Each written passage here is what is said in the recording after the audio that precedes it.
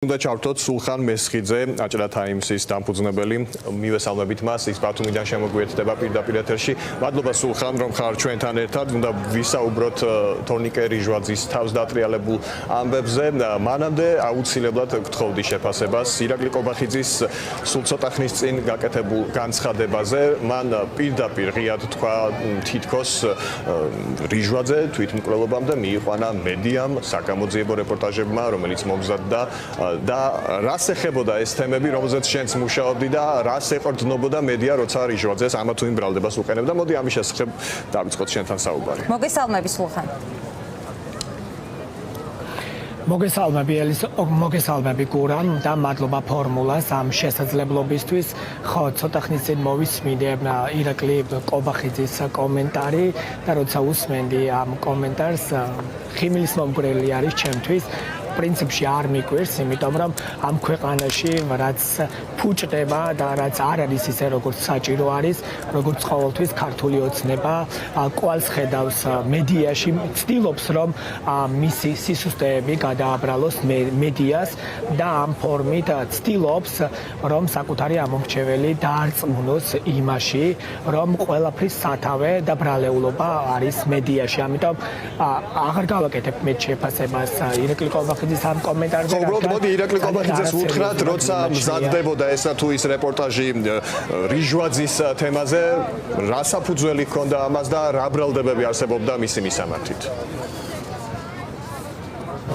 დიახ, რაზეც ეგრეთ წოდებულ და დაუდასტურებელ ჯერჯერობით წერილში თორნიკე რიჟვაძე მიუთითებდა, ამაზე წლების განმავლობაში საუბრობდა აქ ადგილობრივი საზოგადოება, მათ შორის სამოქალაქო სექტორი, მედია საშუალებები სავარაუდო კორუფციის ნიშნებზე არაერთხელ წერდა. და მე მინდა გავიხსენო ის, როგორი იყო თორნიკე რიჟვაძის პოლიტიკური საქმიანობა აჭარაში ამ წლების განმავლობაში.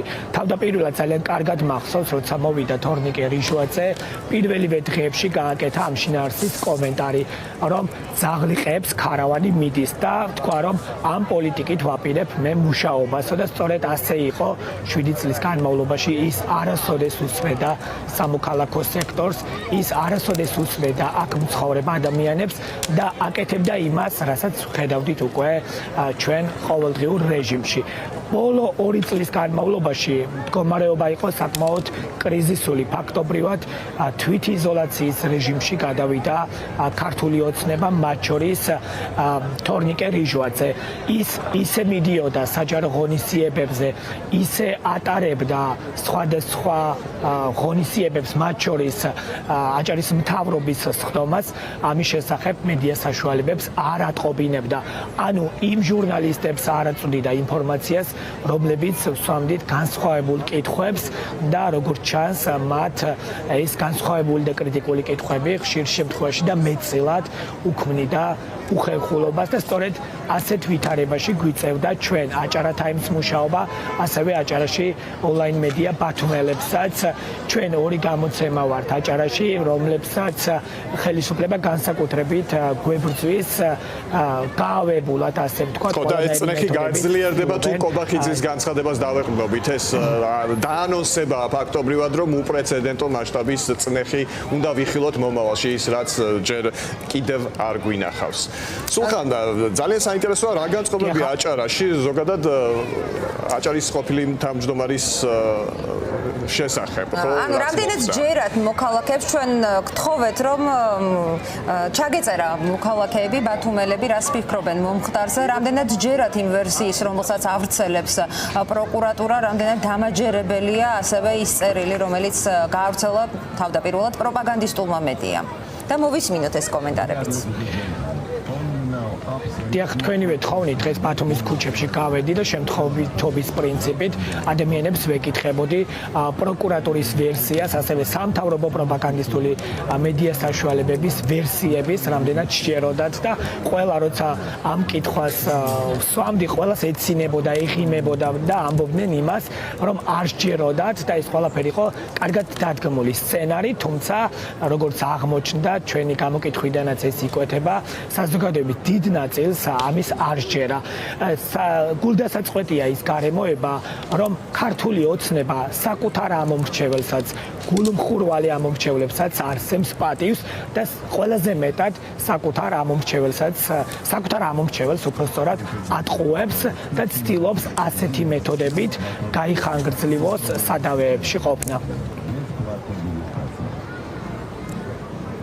ჩვენ ახლა უნდა მოვისმინოთ თორნიკე რიჟვაძე თვითმკვლელობა წადა.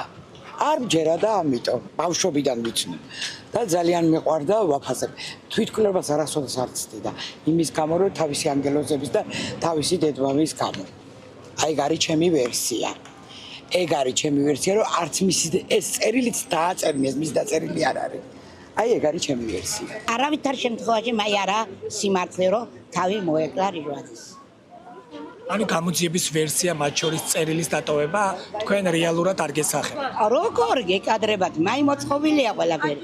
არც ერთი წერილი და არც ერთი რამე არც ერთი არა.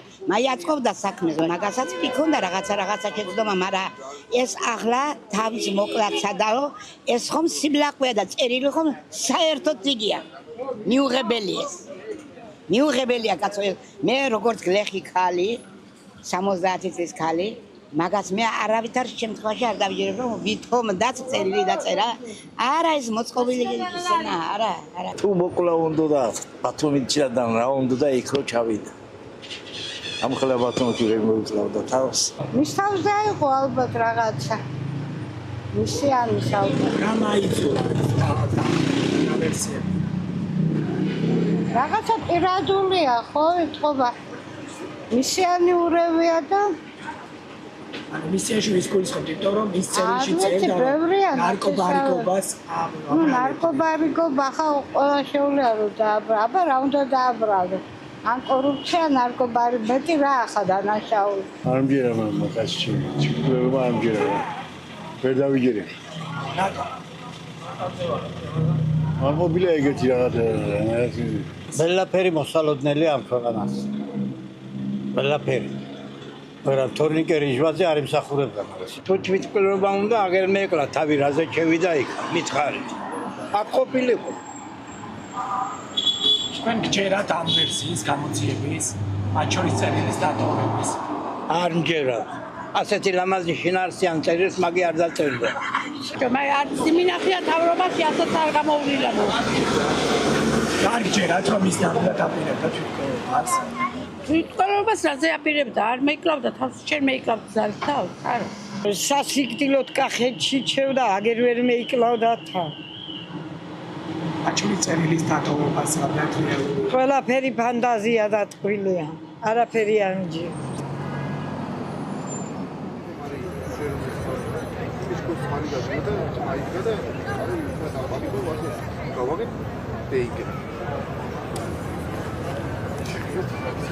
დიახ, სხვათა შორის ამ მოქალაქეების გარდა დღეს გადავწყვიტე, რომ ერთ-ერთი მეწარმე ადგილობრივი ჩამეწერა აქ ბათუმში.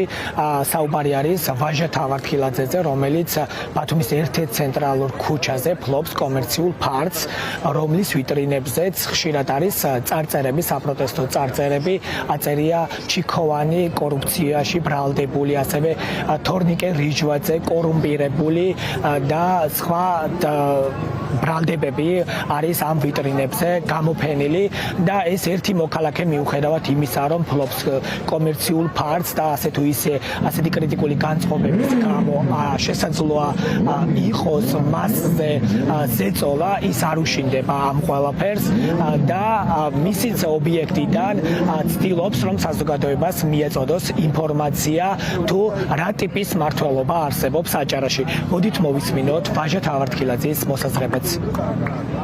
არ ვენდობი ამ თავრობის ფანტაზიას და ვერსიებს. რამე თუ ისინი სულ ყველაფერს აი თეთრ შავად გვაჩვენებენ და შავს თეთრად.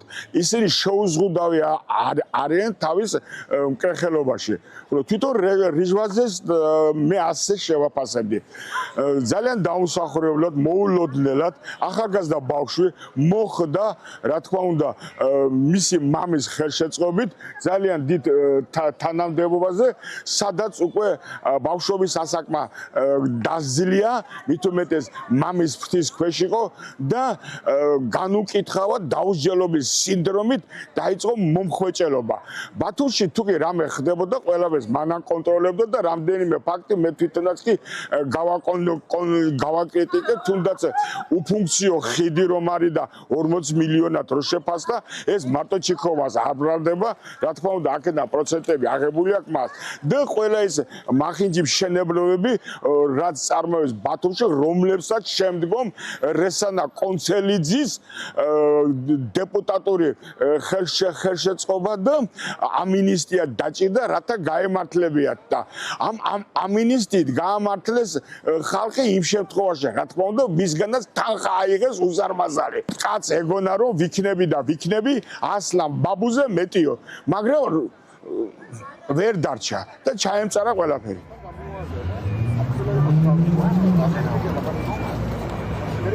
დიახ, საგულისხმოა ის გარემოებაც, რომ ამავე რესპონდენტმა ახსენა თორნიკე რიჟვაძის მამა დავით რიჟვაძე, რომლის მიმართაც არაერთი ბრალდება ისმის, მათ შორის კითხვა არსებობს და პირველი ვიყავ, ვინც დავით რიჟვაძის შესაძლო დაკავების შესახებ მქონდა ინფორმაცია ძალიან ახლო წრეებისგან და ამ ინფორმაციის გადამოწმებას მე ვცდილობდი რამდენიმე დღის განმავლობაში, ეს იყო რამდენიმე თვის წინ, როცა დავრეკე შინაგან საქმეთა სამინისტროში ინფორმაციის დაზუსტების მიზნით პასუხი ვერ მივიღე. დავრეკე პროკურატურაში პასუხი ვერ მივიღე. დავრეკე ადგილობრივ მთავრობაში პასუხი ვერ მივიღე. ვრეკავდი პირადად ადრესატთან, კითხვებზე არ მიპასუხეს.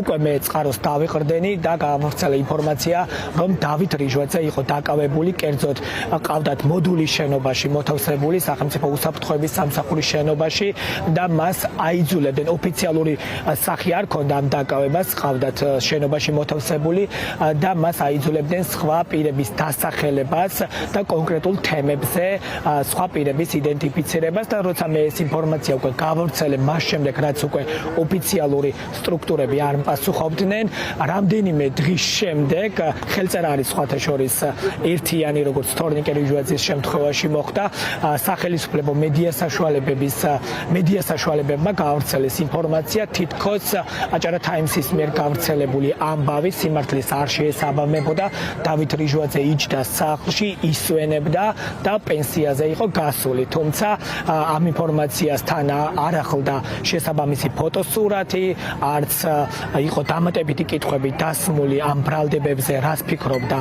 ის და როცა ეს ინფორმაცია განთავსდა უკვე სუსის სააგენტოზე, ასე შემიძლია ვთქვა, დამიკავშირდნენ მე აჭარის მთავრობიდან და მთხოვეს ამ ინფორმაციის გადმოტანა, გადმოკოპირება აჭარა ტაიმსზე, მითხრეს რომ შენს გაავრცელე და შენს აუდიტორიას უთხარი, რომ დავით რიჟვაძე არ არის დაკავებული, რაზეც მე უარი განვაცხადე და ჩემი შეთავაზება იყო ის, რომ დამალაპარაკეთ ტელეფონზე, რომ გავიგებ ამ ადამიანის ხმას, მე დავწმუნდები და მივხვდები, რომ ის არ არის დაკავებული და შემიძლია შემდგომ უკვე ბოდიშიც მოვიხადო და ეს ინფორმაციაც გავავრცელო.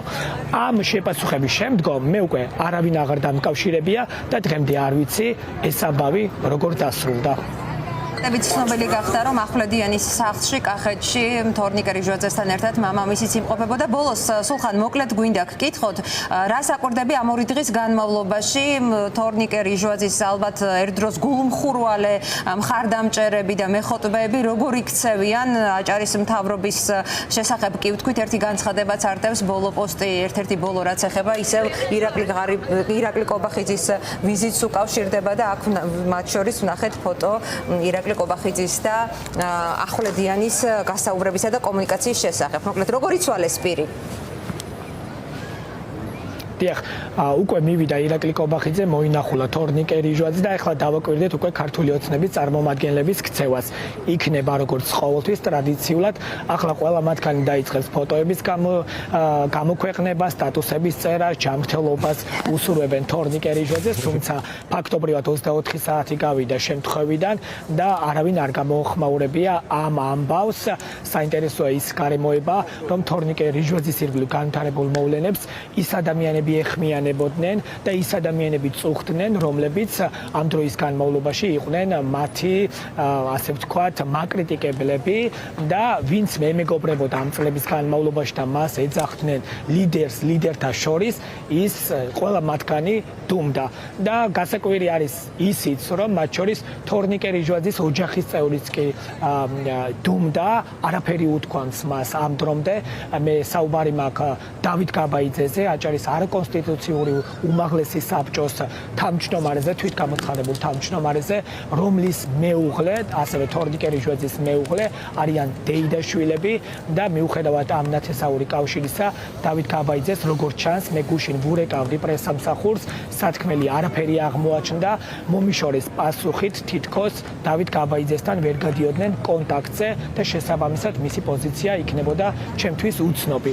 მე ეს ყველაფერი დავწერე და ვთქვი, რომ დავით გაბაიძესთან ვერ გადის პრესსამსახური კონტაქტზე და გამოვაქვეყნე ეს ინფორმაცია.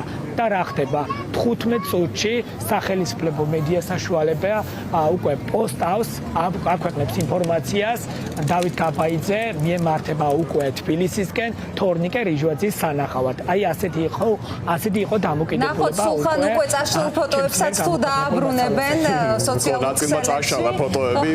ყველაზე ტრაგიკული ამბავი ბავშვი ის არის, სულხან, შენ ყვებოდი, მოკლედ რიჟვაძის მისამართით, მისი მამის მისამართით არსებობს ასეთი ინფორმაცია, რომ გარკვეული ღონისძიებები უკვე განახორციელა ხელისუფლებამ კორუფციის ბრალდებებთან მათ შორის დაკავშირებით და ამ ყველაფრის ფონზე აი დღეს კობახიძე გვიმტკიცებდა, რომ ფორმულას და TV პირველის ბულინგს ვერ გაუსძლო რიჟვაძემ და ეს ყველაფერი იყო მისთვის სტრესული. ამას გვეუბნება პრემიერი, რომლის ხელშიც არის ყველაფერი, სასამართლო, გამოძიება, პროკურატურა და ჩვენ ვაჩვენეთ კადრები, რომელიც ერთი წლის წინ არის გადაღებული, სადაც ჩანს რიჟვაძის გარემოცვა ვინ იყო, ხო? მოკლედ ყველაფერს ისინი აკონტროლებენ და თურმე მედიის რეპორტაჟებს ვერ გაუძლო რიჟვაძემ. ეს არის ძალიან საშიში გზავნილი, კიდევ ერთხელ გამომეორდები პირადად ჩემთვის. დავემშვიდობოთ სულხანს, თუ რამის დამატება უნდა, სხვა შემთხვევაში უნდა გითხრათ დიდი მადლობა მათ შორის მოქალაქეების პოზიციის. მცირე დეტალს დავამატებ იმას, რომ გარემოება ახლა არის ამგვარი, თორნიკე რიჟვაძის პოლიტიკა გრძელდება, სულხან თამაზაშვილი არის თვითიზოლაციის რეჟიმში გადასული, დღემდე არ გვინახავს ის, კომენტარებს არ აკეთებს, მის წინაშეც არსებობს ცხადია მძიმე ბრალდებები, თუმცა მისი პოზიცია არ მოგვისმენია და აი ასეთ პირობებში გვიწევს მედია საშუალებებს, დამოუკიდებელ მედია საშუალებებს არსებობა ამ რეგიონში და ნახოთ როგორ განვითარდება მოვლენები. საუბარია ოჯახზე, რომლებიც აკონტროლებენ როგორც აბაშიძეები ბათუმს ფაქტობრივად, აი მეც საკუთარი თვალით შევესწარი, ახლა კადრები გადის პირდაპირ ეთერში, როცა რიჟვაძე სხვა მაღალჩინოსნებთან ერთად რესტორანში მიდიოდა სავახშმოდ, მთელი ქუჩა გადაკეტეს, იქ მოსახლეობას მანქანები გააყვანინეს, მიმდებარე ქუჩებიდანაც კი გაასუფთავეს ველი, რომ მათ ძვირადღირებული ჯიპები დაეყენებინათ. ხო, ეს ხდებოდა აბაშიძის დროს, იგივე საკეთებდა რიჟვაძე, მე ვარ პირადად მოსწავლე. ეს ოჯახი ამბობს ახლა, რომ თუმცა მედიის რაღაცა კრიტიკას ვერ გაუძლო რიჟვაძემ. დიახ, უნდა აღინიშნოს ისიც არ ვიცი თუ თქვით ეთერში, რესტორანი, რომელიც თქვენ გადაიღეთ და რომელშიც ქართული ოცნების წარმომადგენლები იმყოფებოდნენ, ეკუთვნის ლალი ახვლედიანს, რომელიც არის ბათუმის ნავიგაციის უნივერსიტეტის რექტორი, რომლის ერთ-ერთი შვილი დადასტურებულად ვიცი, რომ არის რუსეთის მოქალაქე და ისინი ხშირად სტუმრობენ სწორედ ქართული ოცნების გულხურვალე გულშემატკივარის რესტორანს და სხვათა შორის ლალი ახვლედიანი ერთ-ერთი იყო მათ შორის, რომელიც ქართული ოცნების წინასაარჩევნო კამპანიაში აქტიურად მონაწილეობდა და მას მთელი უნივერსიტეტი მიჰყავდა ქართული ოცნების ღონისძიებებზე. დიდი მადლობა სულხან, შენი კომპეტენტური ანალიზისთვისაც, ფაქტების გახსენებისთვის და ცხადია იმ პოზიციებისთვის, რომელიც გაგვაცანი გულისხმობ მოქალაქეების ინტერვიუებს, განწყობები ბათუმიდან ძალიან საინტერესოა. სულხან მეცხრიძეს ვემშვიდობებით, მადლობა მას.